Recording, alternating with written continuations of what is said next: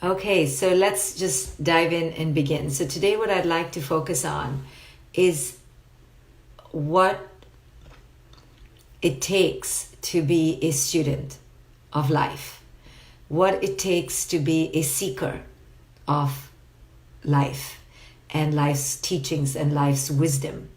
So the saying, when the student is ready, the teacher will arrive, is a really profound saying. What it means in its core, at its essence, is that there is always a teacher. The issue is not the teacher. The issue is that the student isn't ready.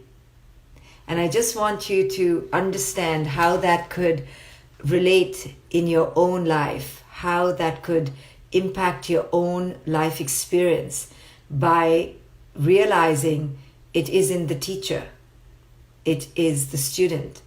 And you and I are the students, and whatever's happening outside of us is the teacher.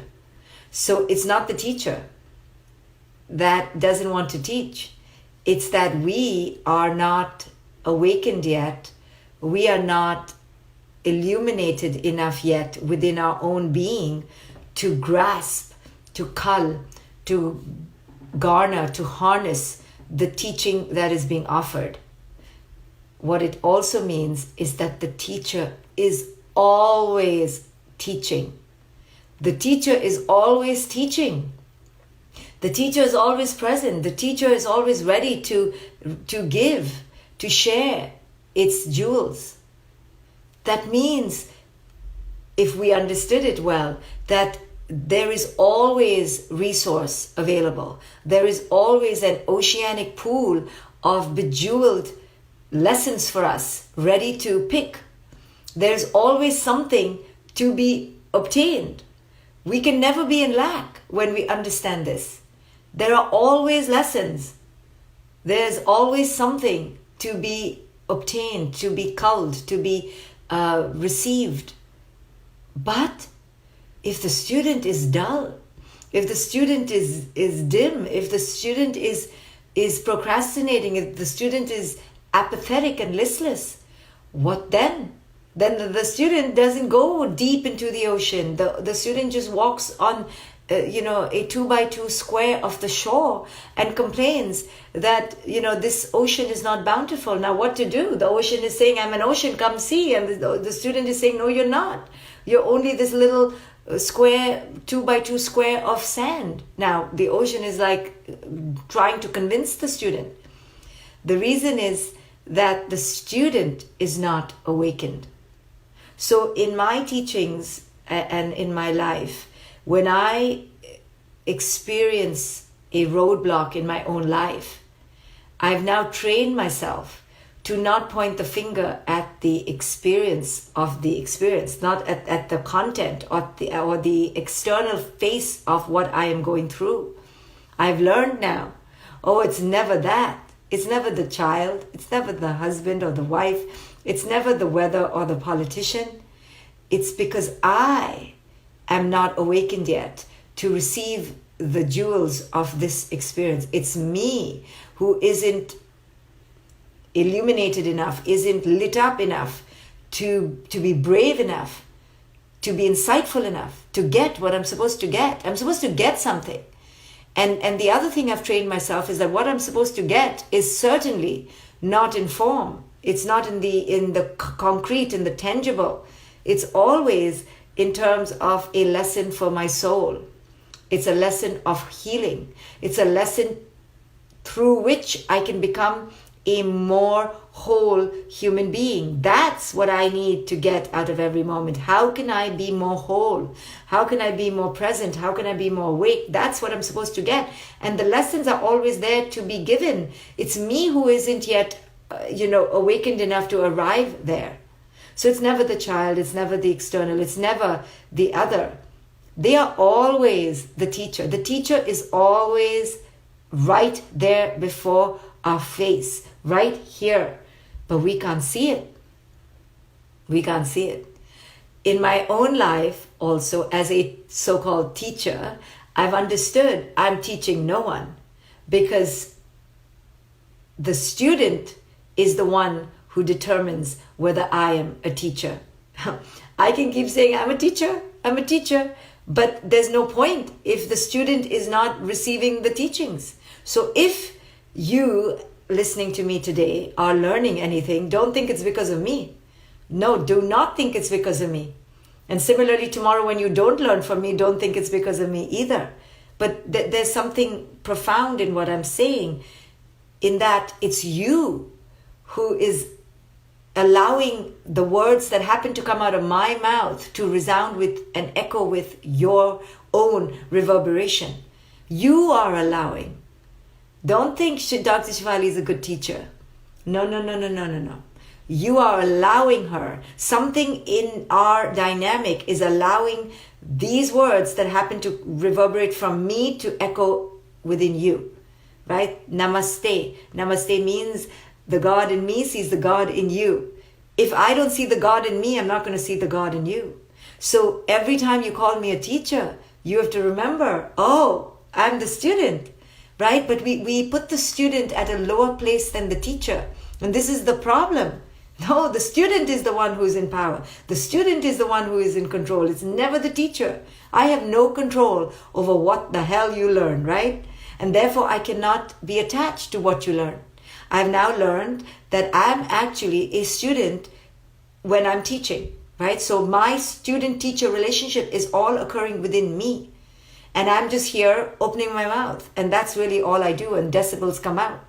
Because I'm only doing it for me to learn. I'm not doing it with this attachment and grandeur and audacity that you need to learn something from me. It's not at all true. So the hierarchy between student and teacher needs to completely be turned on its head. The student is its own teacher. The student is the teacher of the teacher. The student is the one who is in power, not the teacher. And when you begin to understand that, then you stop trying to teach. I use the word teacher because I have to give myself some title, but I shudder and I cringe when somebody really calls me a teacher, because I know the illusion of that term. I'm not seeking to teach. I'm seeking to learn myself. And that's why I'm always in the eternal seeking mode. And one of the ways I seek is to talk. Now, it just so happens you think I'm a teacher when I'm doing it, but no, I'm a student when I'm doing it. Because every time I open my mouth, I'm learning for me. So as long as I understand that I'm the student and I'm the teacher of my own apprenticeship, then I stop having grandeur attachments to you, learning anything. However, when you begin to understand the power of you being a student, then you don't passively wait for me to teach. And then you don't get upset with me. Or the other. You understand, I'm the student. So that's the primary reframe we have to do. If you want to lead a life of seeking, you may not want to. It's not everybody's life to live a life of seeking, as is quite apparent. Many people are just living in the ego of knowing. You see, to be a seeker, you have to live in the non-ego of not knowing. And that takes a lot of courage. People would rather live in the ego of knowing. So in order to be a seeker, you have to admit, I don't know. I'm constantly seeking. And that takes a lot of courage. The student, you see, the seeker, our kids who go to school, like they have courage because they occupy the role of student with such, seeming humility. They're not fighting to be the teacher, but really if we taught them what power they have, they would actually own their seeking more vividly, and they'd put the teachers in their place, and then the entire education system would look so different. Right now it's based on a hierarchy of the teacher is more important than the student, but no. Only when the student is ready, the teacher will be a teacher, right? So the student gives the teacher its definition and its role. So what this means in a day-to-day basis is that you are always being given the choice to learn, to seek, to heal. And if you enter that stream, you will forever feel as if you are being given. And then you will forever feel that life is really fair. Life is really good. life is really bountiful, because you're not looking for lessons in the form, in the relationship. Today I'm going to find my boyfriend. Today I'm going to earn $1 million. Today my friends are going to wish me, 1,000 wishes. Today my mother's going to call me. Today I'm going to buy a pair of shoes. Those are the wishes of the material world. Those are not real lessons. Lessons are about the internal world. What am I learning? How am I growing? How am I becoming a more whole, more empowered, more realized, illuminated being? Those lessons are very different from the form-based lessons of relationships and mother and father and boyfriend. So you have to decide what kind of lessons you want to get, what kind of gifts you want to take from the universe. And if you take the gifts of wisdom, of growth, of learning, of wholeness, of integration, of seeking, then you will suddenly shift from lack to abundance. And you'll realize, oh my goodness, I have so many teachers available to me for free. So many people are trying to help me evolve. Like, how lovely. Just yesterday, when you were in the old paradigm, the bad kid was getting on your nerves. And today, as you shift, the bad kid is showing you, wow, I have no control over my emotions. Wow, I'm a control freak. I really need control 24/7. Wow, I need to be neat at an OCD level. Something is wrong with me. Wow, I'm using my children to get love and significance. Wow. Suddenly the bad kid is becoming the most powerful teacher. But only when you decide what kind of lessons you want to get in life, what kind of gifts. If you only want the lessons and gifts of success and wealth and image and status, you're going to be a loser. Lose, lose, lose, lose, lose. I don't know about you, but I gave up that train a long time ago because I saw it was a losing proposition, because it was depending on people to make me feel full, and they were constantly pissing me off because they were disappointing me. So I decided I need a new train to ride. So I shifted into the spiritual world and realizing that, I don't want the Prada shoes and the Birkin bag and this coat. I don't care, because I see how empty and superficial it is. I want something else. I want to freaking grow. I want to leave this earth grown. What does that mean? Not just in height and in weight and in status and in hair length, but in inner evolution. That is my prize. So when I shifted to, I want to really grow. I want to experience this experience of being a human from the inside. I want to know what it is to be a human who is liberated, a human who is free, a human who can enjoy the bounty of this earth without attachment. I want to be a human who can fully take risks and be an adventurer, because she has cut herself from the expectation of others. I want to be that human. And for that human, I have to truly be a seeker. But for that human to be a seeker, I have to look at everything as a teacher, because I'm ready. And when you begin to look at life like that, then the boyfriend who cheated on you, that boyfriend who cheated on you becomes your guru. Your kids fighting with each other and they're frothing at the mouth and they're literally drawing blood from each other, they are your gurus.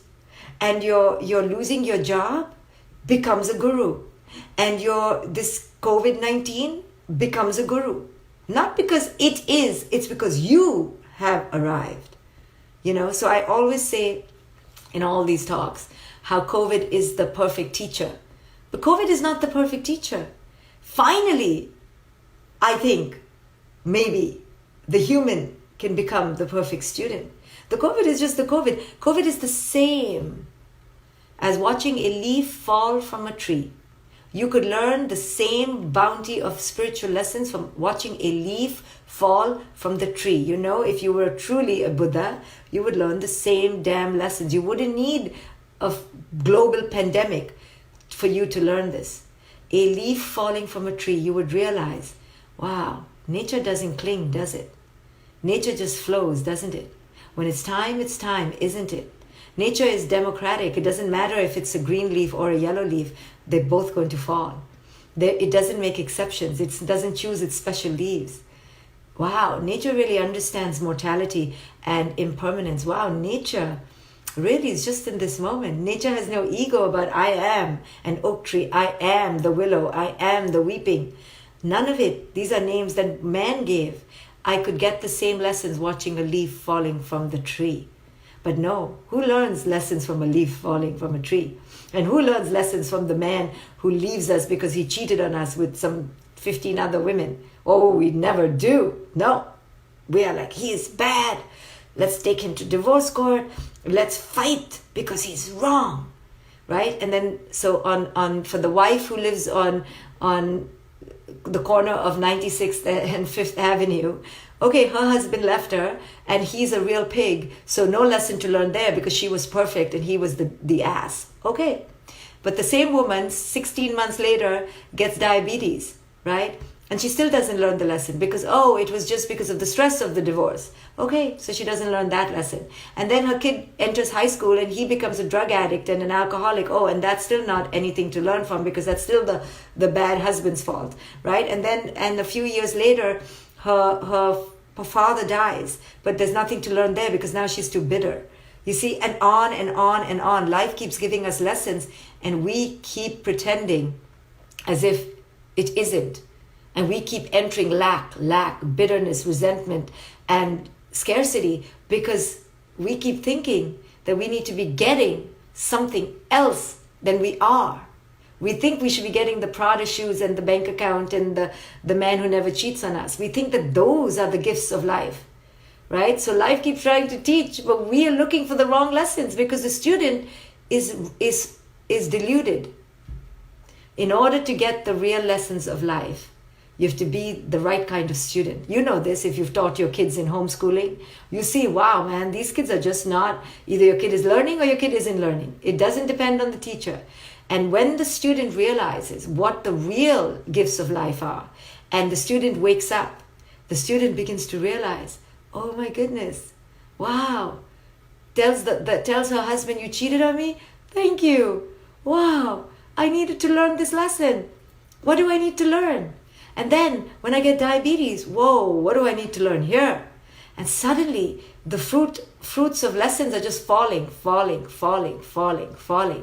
But you and I know this kind of student is some brave student, right? Who can just understand that life is lived on the lesson level of the soul, on the soul level, right? What kind of student is this? Can you be a student of these kinds of teachings? Because if you do enter into being a seeker, you will never be empty. You will always be given because life is always wanting to teach. Life is so bountiful. Every day is bounty. If you are a student who is a seeker of the true lessons of life. You see, we've not been learning anything, and that's why now this pandemic has made us wake up. We didn't need a pandemic to wake up. The only reason the pandemic is waking up is because now it's undeniable. Now it's in every house. Now you can't say only I was treated badly, I was a victim, I got the bad thing, I got the... No, now you're like, ooh, life is suffering for everyone. Life is mortal for everyone. Life is only lived in the now for everyone. I better get this lesson. I better not screw around because now it's global. So that's why we're stopping in our tracks. Not because the virus is some special missionary from some god, the Palladians or the Arcturians they've sent this virus down to wake humanity up. No, it's not.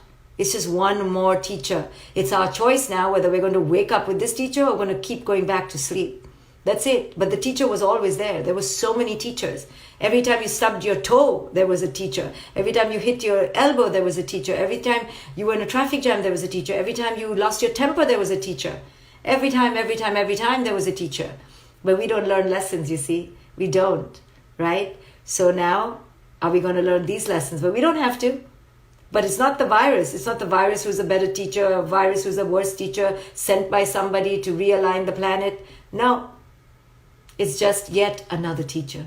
Now the choice is, do you begin to wake up to realize, oh, my life was full of these teachers. There were viruses in my life all this time. I had so many viruses. Of course, the main ones are here, right? And I've just been missing the lessons. I've been so attached to my immortality. I've been so attached to my significance. I've been so attached to my ego. I've been so attached to my possessions that I didn't know I had to learn something else. Okay, now you know. Now you know that the only way to really be in life is in the role of seeker, which is to be in the I don't know, which is to be in non-ego. And when you are, you're rich. You're so wealthy because life is going to give you lesson after lesson after lesson after lesson after lesson. So when I went through my divorce, people looked at me like in horror, right? Because how could I go through a divorce? And they thought I was lacking or had failed. And I would smile. I would go, you just don't understand that I've transitioned into another portal. That's what the divorce was. You can call it something and label it something and feel really sad for me, but really you should be celebrating with me because I'm finished with a whole chapter, with a whole dimension, and I'm moved through a portal to a new beginning, to a rebirth, to an emergence. I've learned so much while you're still married, right? And it's not no knock on marriage, but it's a growth. What growth? What growth? I only look at it in terms of growth. And with growth comes death. Death of the old, and then you are the new. Nothing is immortal. No relationship, no position, no passion, no status. Nothing is mortal. Nothing is immortal. Everything is going through mortality. And there's constant change. But you have to look at it like that. You have to be the right kind of student. If you're a fool, as most of mankind is, they go, I got a wrinkle. I put on 10 pounds, because we're looking at life through the form base. And we're going to constantly be in lack, always depressed. But when you go to the other side and you're like, what did I learn? How am I growing? How many dimensions am I ascending, evolving? How am I evolving, right? So, oh my goodness, I can't tell you how much I am evolving, right? Through the portals. But there have to be portals. If you don't enter the tunnel, there is no growth. And we're all scared of the tunnel, so we never grow. And this COVID is a global tunnel, right? It is the divorce of the globe. Divorce from what? Divorce from the old to the new. Now, do you dare, right? The question is, do you dare to reframe this entire experience, not of just the COVID, of your entire life, as constantly allowing you to enter the tunnel of rebirth, to enter the birth, to enter the birth. And in order to enter the birth, there has to be death. That is evolution. Evolution is evolving from one form to the next, right? We don't want to evolve, right? And that's why we call it bad things. Bad child, bad divorce, bad this, bad career. A loss of a job is considered bad. And I'm saying, why? Okay, it's temporarily bad because you may not have as much money, but it's a rebirth, right? A diabetes is a rebirth. A cancer is a rebirth. It doesn't matter what the final outcome is. In the moment, it's a rebirth. So when you look at every life as a canal, as a transition, as a portal, there has to be a portal in order for change to occur. And we all are resisting the portal. Because in the portal, in the tunnel, which is where we are now, right now we are in a new tunnel. Whether Bill Gates is right, whether Trump is wrong, so egregiously wrong. It doesn't matter.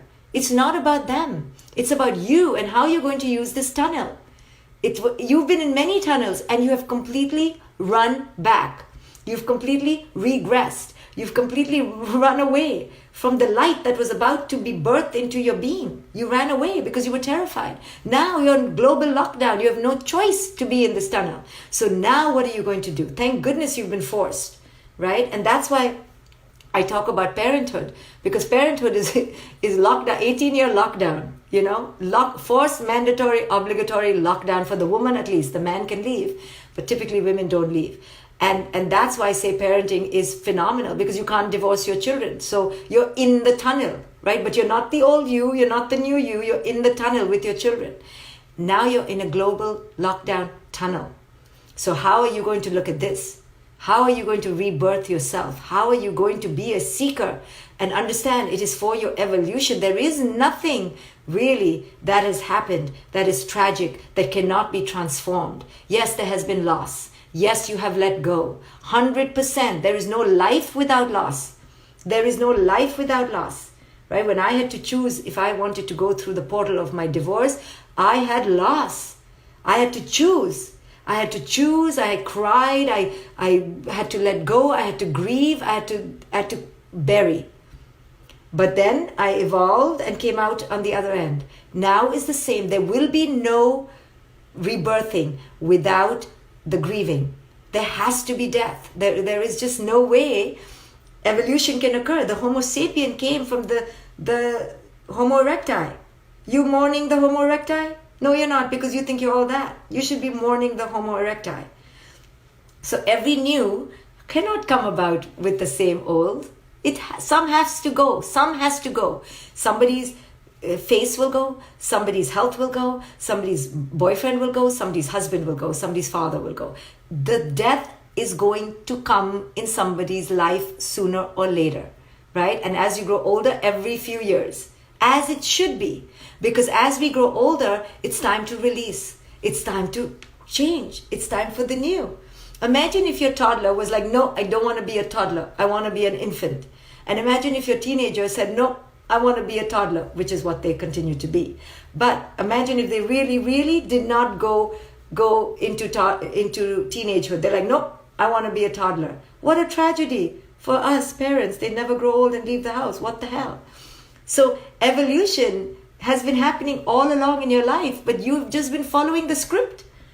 Oh, let me read the script. Okay, toddler to pre-adolescent to adolescent to da-da-da, and you've just been following the damn script. How boring. Well, now the pandemic has shaken things up, hasn't it? It's like, ooh, it's just completely revolutionized the entire globe. You know why? Because it was time to burn the prescription list. It was time to burn the linear ladders and bury the old ways of living, right? The old ways of capitalism, the old ways of greed, competition, judgment, right? Superiority, right? End it. You know, the scourge of white supremacy has to end. The scourge of racism has to end. The scourge of the 1% owning more than the 99% has to end. The anathema of that a woman feels if she grows old has to end, right? Men and women have to enter a different energy, but it can only begin with you and I being enlightened beings, waking up, and then we wake up our partners and we wake up our children. But again, we are not doing this to wake anyone else up, because we understand now that the teacher can't teach anything until the student is ready. So if you have people in your life right now that you're trying to teach and you're banging your head against, right? Let it go. That's not a teacher. That's a teacher who thinks they're a teacher, right? A teacher who thinks they're a teacher is not a teacher. The wise teacher understands that they're never teaching. The wise teacher understands they're just waiting for the student to arrive. And if the student hasn't arrived, it's okay. It's not the time for the student to arrive. So what that means is, if you've been banging your head in your own life, looking at all the unconscious people going, when will they wake up? You're asking the wrong question. You're knocking on the wrong tree. You have to understand that they are not ready. And if they're not ready, you have grace and surrender their need to be ready, your need that they be ready. You let it go. You understand, we're just not at the same level of vibration or the same level of consciousness, whatever you want to talk about, however you want to talk about it. And you release it. Because a real teacher understands that it's never the teaching that makes them a teacher, it's the student. So if the student isn't ready, we go teach somewhere else. We just go somewhere else. We go wherever we are the students. Because ultimately, at the core, the best teacher is the best seeker. You cannot be a teacher without being a seeker. So go back to your seeking, right? Every time you're judging someone else, every time you're wondering about other people and how they're not doing their job, and this teacher's not doing her job, and stop. Go, before I judge the teacher, let me judge my own seeking, right? Am I seeking?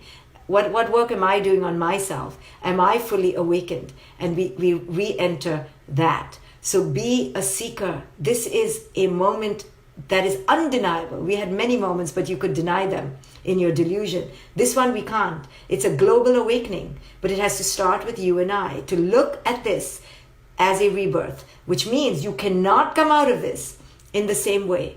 And I'm not talking about having learned 5 more languages and learned how to bake bread. Who cares? Don't change anything on the outside. Nothing. But change on the inside. Awaken to who it is you are. understand your mortality. If you understand your mortality, just the biggest lesson of this virus, you'll stop living in fear. And if you stop living in fear, you begin to live.